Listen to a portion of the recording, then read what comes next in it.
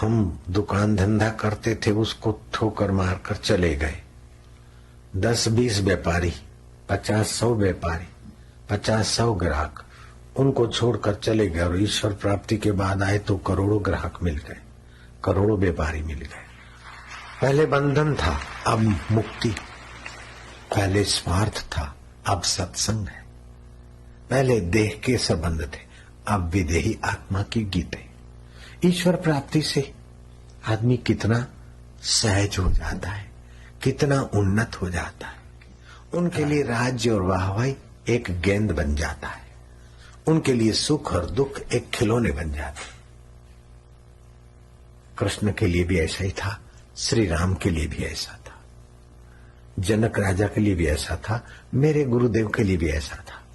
ऐसा कोई गुरु मिल जाए तो उसके चरणों में तुम जाओ तो तुमको भी जो लाभ होगा वो मैं बयान नहीं कर सकता। जिसके लिए सुख दुख लाभ हानि सब खिलौना बन जाता है। आत्मा की अमरता ही शाश्वत है।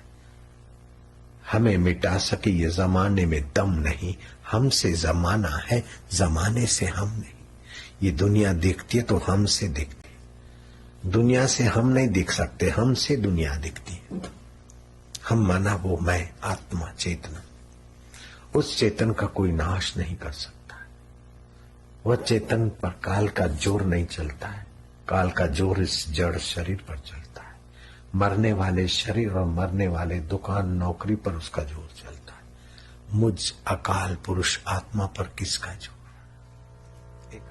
तो इस धन का क्या भरोसा, इस तन का क्या भरोसा? जरा दुखता है और काट कोट के डॉक्टरों ने लाचार बना दिया। तन का भरोसा कब तक, धन का भरोसा तब कब तक? लेकिन जो कभी नहीं मिटता उसके अज्ञान को कब तक संभालोगे? उस अज्ञान को हटाकर गुरु प्रसादी ओमकार के अर्थ को, ओमकार के अमृत को, ओमकार के लक्ष्य स्वरूप को। आपको मंत्र दीक्षा दी, उसके पीछे उद्देश्य यही है कि कहीं देर सबेर तुम भी सोहम नाद जगाओ कि तड़प से भर जाओ, जबकि उस ऊंची कमाई तक पहुंच जाओ जिससे तुम्हारे मन में परमात्मा विश्रांति आ जाए। ओमकार की शक्ति गजब की है और वो शक्ति जागृत होते ही तुम्हारे